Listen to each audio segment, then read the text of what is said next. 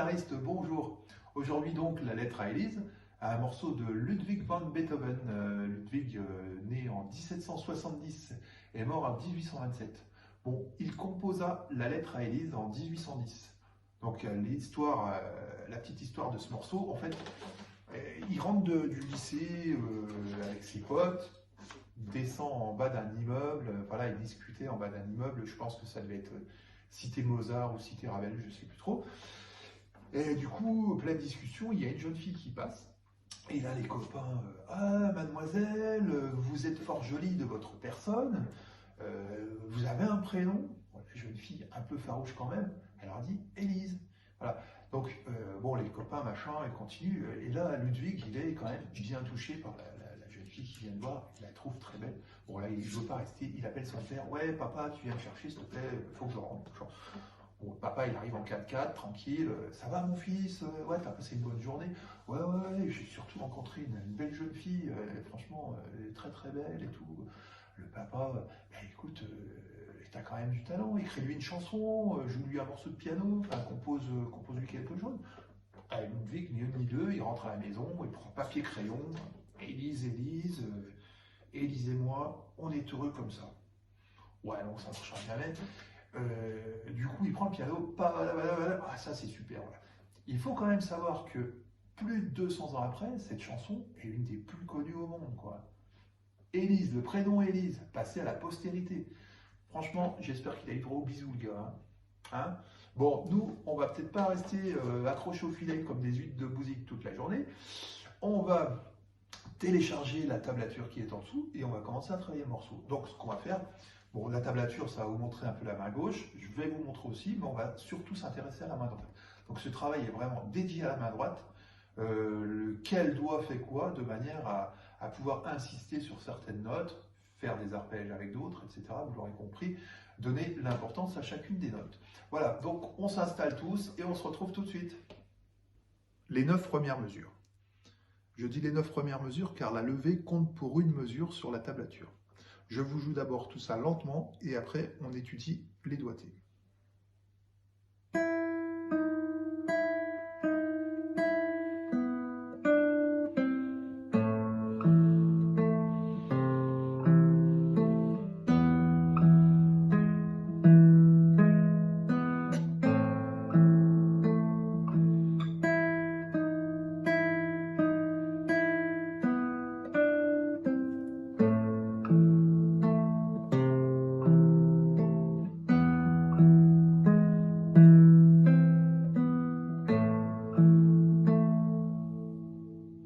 Alors tout d'abord, ce morceau, on va jouer en pincé.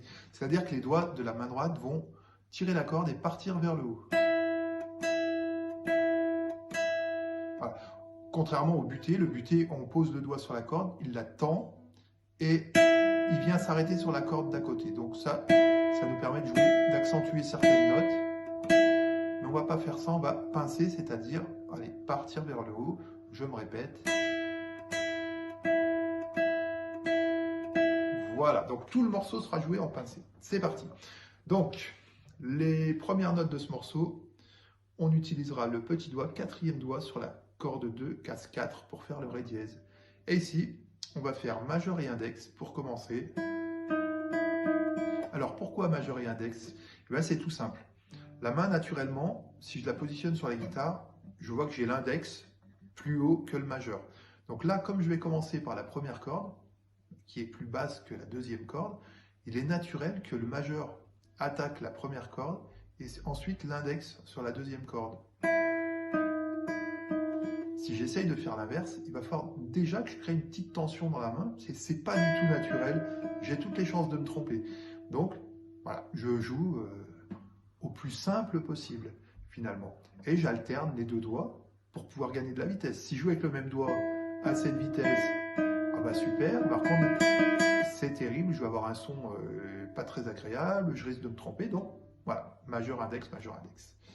Je place donc mon quatrième doigt sur la deuxième corde, quatrième case, et je commence à jouer le morceau avec majeur, index, je retire le petit doigt, index, troisième doigt sur la troisième case, deuxième corde, sur le ré, et premier doigt sur la deuxième corde première case sur le Do. Ok. Donc la levée est la première mesure du morceau. Pardon. Ensuite, je place le troisième doigt sur la troisième corde case 2, c'est un La. Et là, je fais pouce sur la cinquième corde et majeur sur la troisième corde, La. Je rajoute le deuxième doigt sur la quatrième corde case 2 et je joue avec l'index, Mi. Je rejoue le majeur. Ensuite, je place le petit doigt sur la cinquième corde case 3, Do grave. Je le joue avec le pouce. Ensuite, je joue l'index sur la quatrième corde et le majeur sur la troisième corde. Pardon. Voilà, vous avez vu, aucun des doigts n'a bougé ici. Hein. Évidemment, je garde les résonances. 1, je vais en avoir besoin après. 2, je préserve mes résonances. Donc, je place les doigts un par un au début de la mesure et je les garde. Très bien. Pour passer à la mesure suivante, donc la quatrième mesure sur la tablature, je garde le deuxième doigt placé sur la quatrième corde case 2. Lui me sert de pivot, j'en aurai besoin tout de suite derrière. Je joue donc les cordes 6 et 2 avec pouce et annulaire. Ensuite, index joue la quatrième corde, le doigt est déjà placé. Je rajoute le premier doigt, troisième corde, case 1, donc Sol dièse, et je le joue avec le majeur. Donc ça fait pouce annulaire, index majeur. Ensuite, je rejoue la quatrième corde, mais avec le pouce. Index sur la troisième corde et majeur sur la deuxième. Donc toute la mesure, ça fera pouce annulaire, index majeur, pouce, index majeur. Ok, pour passer à la mesure suivante, donc la mesure 5 de la tablature, je garde toujours ce deuxième doigt, quatrième corde, case 2, et je vais ajouter le premier doigt sur la deuxième corde, case 1, sur le Do. Là, je vais jouer avec pouce annulaire, cinquième corde et deuxième corde. Index sur la quatrième corde. Je rajoute le troisième doigt sur la troisième corde, case 2. Je le joue avec le majeur. Je joue le pouce sur la quatrième corde. Et là, j'enlève tout pour faire Mi. Et je reviens avec le petit doigt sur la quatrième corde, case 2. Donc si je rejoue cette mesure, j'avais déjà le deuxième doigt. Je place ce doigt, premier doigt, corde 2, case 1, et je fais pouce annulaire.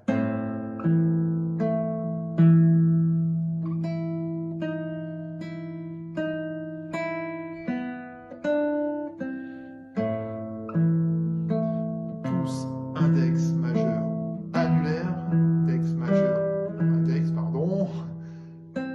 Donc, alors oui, on en est donc à la maintenant sixième mesure, donc c'est comme au début. Hein. Septième mesure, comme au début aussi. Septième mesure, huitième mesure, donc on garde le deuxième doigt. Et là, je vais garder le deuxième doigt, mais en changeant mon premier doigt s'enlève, vient jouer le Do sur la deuxième corde, case 1. Là, je vais donc jouer Do, Si en retirant le doigt. Et en gardant toujours ce deuxième doigt, je viens ajouter le troisième doigt sur la troisième corde, case 2. Et là, je vais faire pouce majeur sur les cordes 5 et 3. Après, index, quatrième corde, majeur, troisième corde.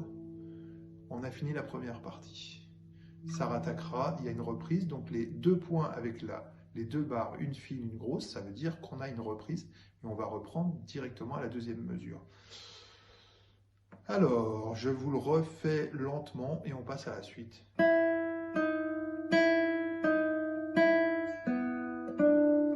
Pouce majeur, index, majeur, pouce, index, majeur, pouce, index, majeur, pouce, majeur, index, majeur, index, majeur, pouce, pouce, index, majeur, pouce annulaire.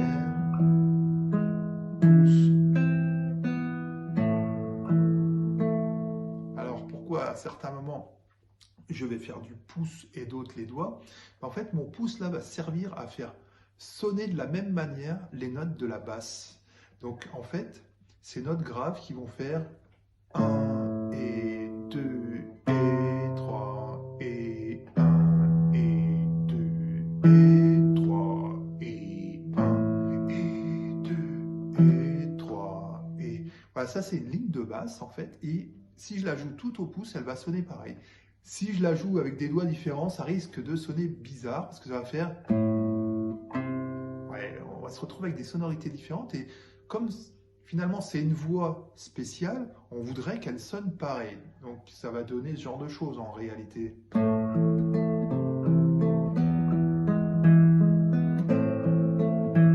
Et ça, c'est très sensible finalement quand on écoute la musique en étant... comment dire, en écoutant bien les sonorités. C'est vrai que quand on est en train de jouer de la guitare, on peut être trop concentré sur les doigtés et pas se rendre compte comment sonnent nos notes. Donc on va se discipliner à bien utiliser les bons doigts, de manière à ce que quand on se détachera un peu du doigté, qu'on connaîtra le morceau par cœur vraiment bien, eh bien le son de nos doigts, avec des ongles entretenus, etc., ça correspondra à la volonté qu'on avait dans le morceau d'avoir une mélodie ou des basses ou une voix intérieure. Voilà. Partie numéro 2. Donc à partir de la mesure 10 sur la tablature. Donc j'étais arrivé à cette position, donc on est sur une position de la mineur, donc on a le deuxième doigt, corde 4, case 2, le troisième doigt, corde 3, case 2, le premier doigt qui se placera sur la deuxième corde, case 1, mais après. Donc on arrive, mesure 10, là on arrive en fait de la mesure 8, où on avait le Mi comme ça, et on saute à la mesure 10, voilà, donc on arrive avec ces deux doigts, pouce majeur, index majeur, tout en gardant les doigts, on va faire deuxième corde à vide avec l'index, deuxième corde, première case, premier doigt avec le majeur, deuxième corde, troisième case avec le quatrième doigt, et on va jouer avec l'index. Donc ça donnera ça. Voilà. Maintenant, pour passer à la mesure suivante, je vais garder le premier doigt qui est toujours placé sur la deuxième corde, case 1, et je vais pivoter sur ce doigt, je vais ajouter le Do grave, donc troisième doigt, cinquième corde, case 3, avant de commencer mon arpège. Donc là, pouce annulaire, pouce cinquième corde, annulaire, première corde, index, troisième corde, majeur, deuxième corde, pouce, troisième corde, donc ça fait pouce annulaire, index, majeur, donc j'avais déjà ce doigt, excusez-moi, j'avais déjà ce doigt, donc je place mon troisième doigt sur la cinquième corde, pouce annulaire, index, majeur, pouce. Maintenant mon premier doigt va descendre sur la première corde, première case, Fa avec le majeur. Fa, Mi, donc majeur, index, voilà.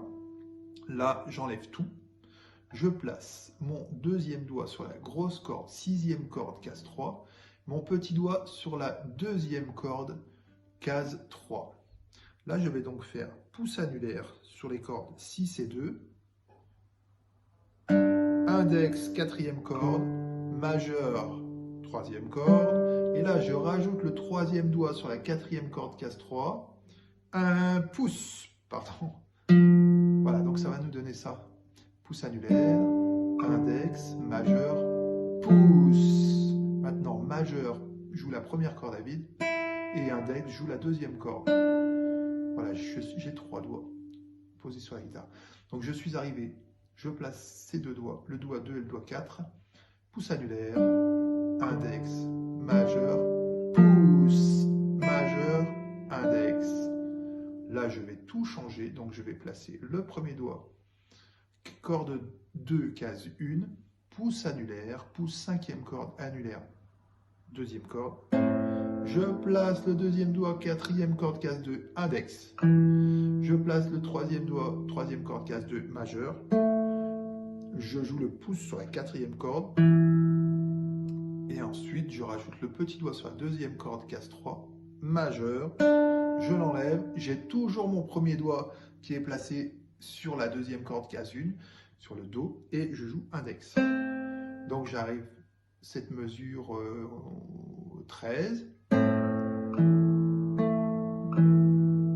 Pardon, je me suis trompé de doigté. Pouce annulaire, index, majeur, pouce, majeur, index. Ensuite, mesure 14, j'enlève tout. Je place les deux doigts, donc le deuxième doigt, cinquième corde, case 2, le troisième doigt, quatrième corde, case 2, le Si et le Mi, pour information. Donc j'arrive, je joue pouce annulaire, sixième corde et deuxième corde, je place ces deux doigts, je vais faire maintenant index sur la cinquième corde, majeur sur la quatrième corde, à nouveau la quatrième corde mais avec le pouce, et la première corde avec l'index, pour faire suivre le pouce sur la quatrième corde. Donc ça fera ça. Ensuite, on a deux fois la première corde à vide, avec majeur, index. J'en profite pour enlever ma position et me déplacer. Mon petit doigt va survoler la 12e barrette, mais vraiment l'effleurer. Je dis toujours aux petits élèves, vous faites comme si vous essayiez de toucher un papillon sans l'abîmer. Donc on l'effleure à peine et on joue la corde. Et on a une harmonique naturelle. Donc si on reste appuyé, ça va l'étouffer. Donc je joue l'harmonique. Vous voyez, j'effleure ma corde. Hein. Je peux le faire avec n'importe quel doigt, mais là le petit doigt s'y prête vraiment. Donc je mets mon petit doigt, ou n'importe quoi. Voilà, je mets le premier doigt. J'effleure à peine la barrette et je joue, en retirant le doigt pour laisser sonner ensuite. Voilà. Si je laisse le doigt, ça risque de l'étouffer. Voilà. Donc quand j'ai fait ces deux mesures, donc mesure, on est sur les mesures 14 et 15, donc pouce annulaire.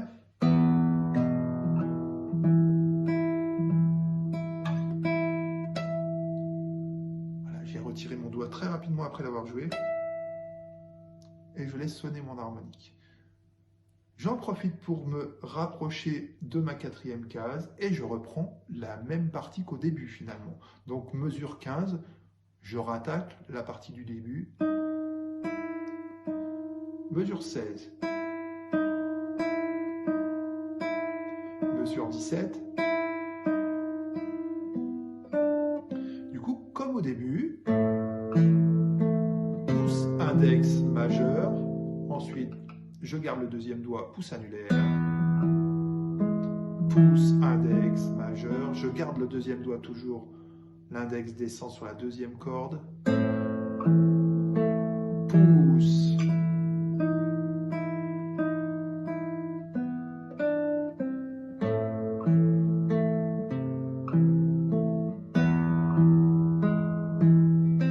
et la fin.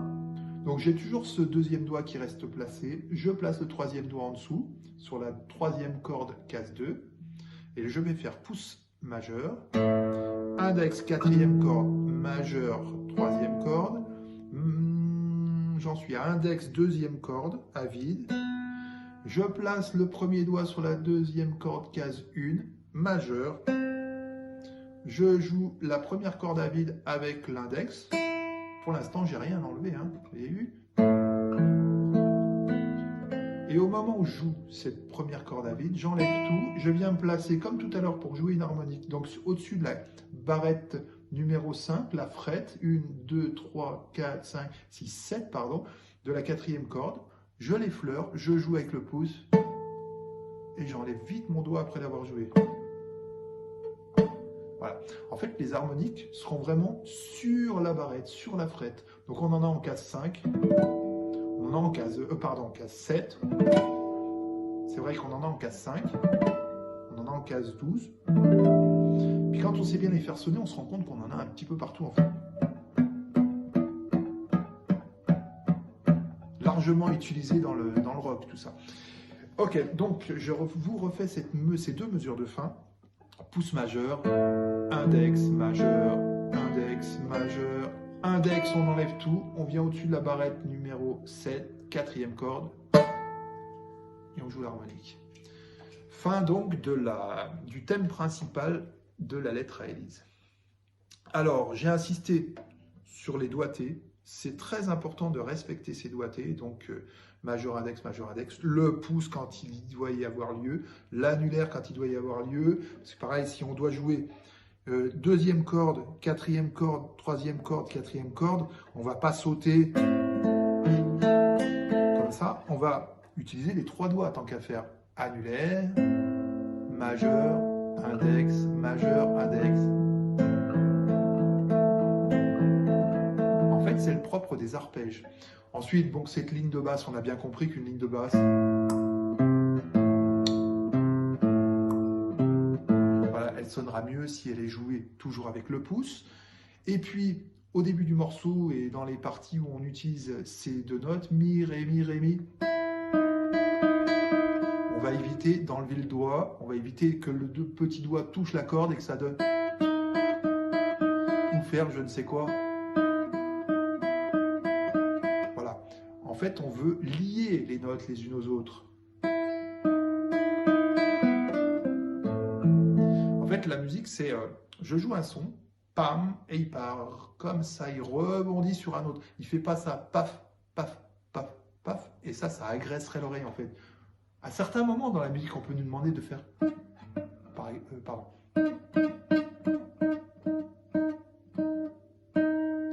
Ça serait la volonté du compositeur. Là, on nous demande des notes liées les unes aux autres, bien harmonieuses.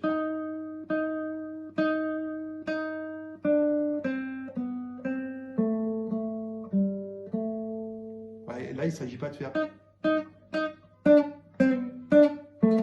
Vous m'aurez compris. Alors, la tablature, une petite explication quand même. Vous voyez ça, ce qu'on appelle une levée, c'est-à-dire ces deux petites notes qui vont introduire le morceau, mais logiquement, la première mesure sera celle-ci. Bon, malheureusement, les tablatures, le système de tablature tel qu'il est là, comptabilise cette mesure comme étant la numéro 1, 2, 3, 4, 5, 6e mesure, vous voyez, c'est marqué ici. Voilà. Dans la réalité, normalement, cette mesure ne compte pas, et on a 1, 2, 3, 4, 5, 6, 7, 8. Pour la vidéo, je m'en suis tenu à ce qui était écrit sur la feuille pour éviter les problèmes. Une petite leçon pour ceux qui ne savent pas. Cette grosse barre suivie d'une petite barre et de 2 points est un signe de reprise. On a le même ici, sauf que les 2 points sont avant, la petite barre, et la grosse barre après. Ça veut dire que quand on rencontre ce signe, on essaie de se rappeler qu'on l'a rencontré, et quand on va arriver au signe inverse, on va devoir reprendre tout ce qui se trouve dans l'intervalle de ces deux signes. C'est-à-dire, je vais jouer cette mesure. Donc la mesure, on s'en tient à la tablature. 2, 3, 4, 5, 6, 7, 8, 9. J'arrive au signe, je dois reprendre 2, 3, 4, 5, 6, 7, 8, 9. Voilà, donc je joue 2 fois ce qui est entre les deux signes. Deuxième petite leçon théorique. Là, on a un cadre 1 et là, un cadre 2. Alors, on appelle ça cadre 1, cadre 2. Il peut y avoir plus de cadres que ça. Cadre 1 parce qu'il y a un petit 1 qui est marqué dans le cadre. Là, il y a un petit 2. Ce qui veut dire, il y a une reprise.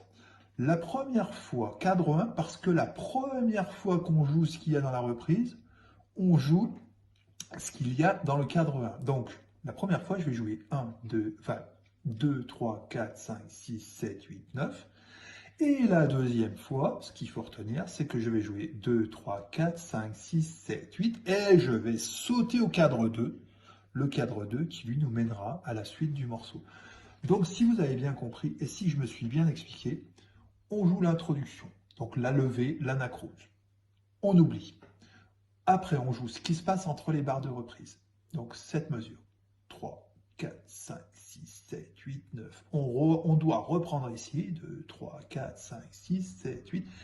Et on saute à 10. Pour après continuer dans la suite du morceau. Voilà, j'espère que je me suis bien exprimé.